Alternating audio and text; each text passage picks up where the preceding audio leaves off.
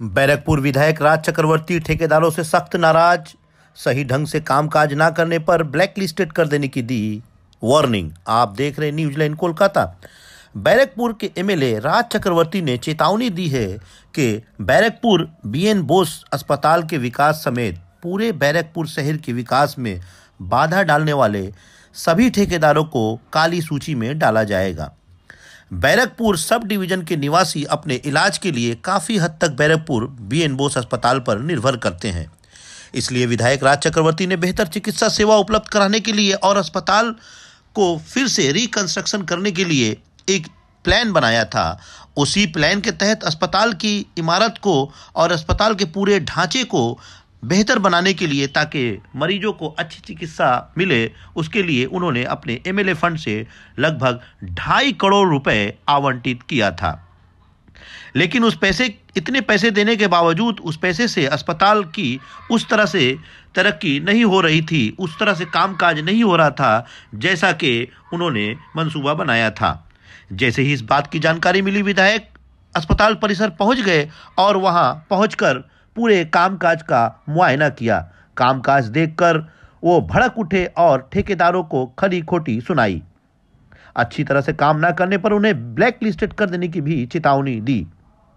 बाद में वो सुपरिटेंडेंट समेत पार्षद नौशाद आलम और समुदर सेन गुप्ता, जो कि वहां स्वास्थ्य अधिकारी हैं, उन सब को लेकर एक लंबी मीटिंग की। मीटिंग के बाद जब बाहर निकले तो खासे नाराज दिखाई दे रहे थे विधायक राज चक्रवर्ती। आइए इस बारे में और क्या कहना है उन सभी लोगों का, उनकी जबानी सुन लेते हैं। और ऐसी तमाम तरह खबरों के लिए आप देखते रहिए न्यूज़लैंड कोलकाता। हमारे चैनल को सब्सक्राइब कीजिए, फेसबुक पेज को लाइक कीजिए। যেটা বললেন অবভিয়াসলি যে সিএমও স্যার বললেন যে জায়গার এখানে অভাব, সেটা আমরা বুঝতে পারছি। যদি জায়গা থাকতো তাহলে হয়তো আরো অনেক বেটার কাজ হতো। আর মেনলি যেটা অনেক দিন ধরে যে কাজটা চলছে, এখানে রিনোভেশনের কাজ চলছে, ফ্লোরিং অ্যান্ড তোমার সমস্ত কিছু যা রয়েছে আর কি, সেই কাজটা ভীষণ স্লো হচ্ছে। সেটা নিয়ে আমি একটু স্যারের সঙ্গে কথা বললাম। আমি এর আগে নিগম স্যারের সঙ্গে কথা বলেছি এটা নিয়ে। তো বেসিক্যালি প্রবলেমটা হচ্ছে যারা কাজটা পেয়েছে তাদের প্রবলেম, যারা কাজটা করছে তারা ভীষণ স্লো গতিতে এগোচ্ছে এবং দোষারোপ করছে যে ফ্লোরগুলো ভীষণ অকুপাই রয়েছে, তার জন্য করতে পারছি না। এটা বাজে কথা। যদি আমি করতে চাই তাহলে আমি খুব ফাস্ট করতে পারবো। তো আমরা একটা টাইম লাইন ঠিক করলাম যে কত তাড়াতাড়ি এই কাজগুলো শেষ হতে পারে। কারণ এখানকার যারা গরিব মানুষ এবং প্রচুর মানুষজন আসে যারা খুব বিপদে পড়ে আসেন, এবং একটা ফ্লোর যেহেতু রেডি হয়েছে সেই ফ্লোরটা দেখে সবাই খুশি। এখানে বাথরুম টাথরুমের অবস্থা খুব খারাপ ছিল আগে।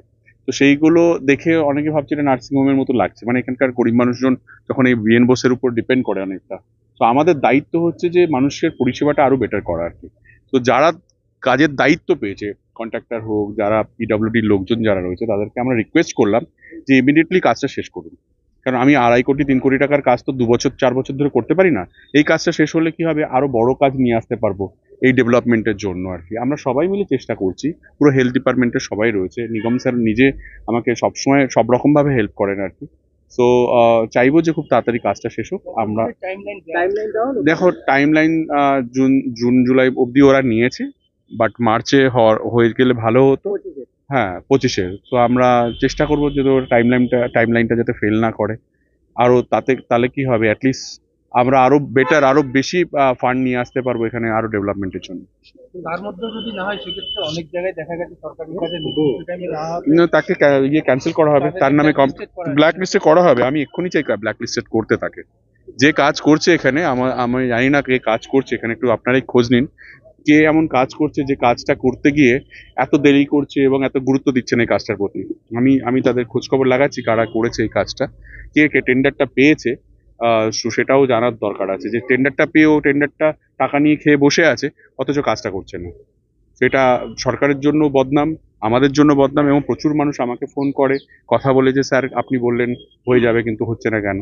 তো আমরা সব থেকে বেশি মনে হয় যে স্যার যেমন ছুটে এসেছেন এবং উনি বারবার বলেছেন আমাকে, স্যার যে যখন প্রয়োজন হবে আমরা যে কোনো ব্যাপারে আমরা বসতে পারি, কথা বলতে পারি, যে কাজ করলে আমরা এগোতে পারি বিএন বোস। আমরা সব রকম ভাবে, উনি সারাক্ষণই আমাদের জেলায় প্রচন্ড পরিশ্রম করেন আর কি।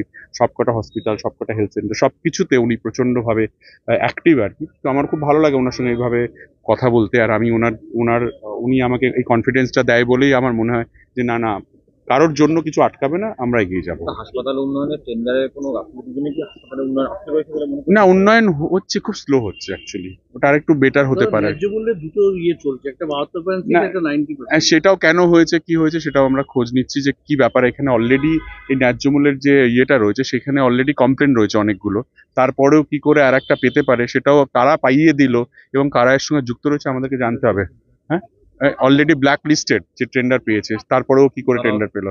সো এইখানে নিজেদের কি কারা এর সঙ্গে যুক্ত রয়েছে আমাদেরকে জানতে হবে আর কি।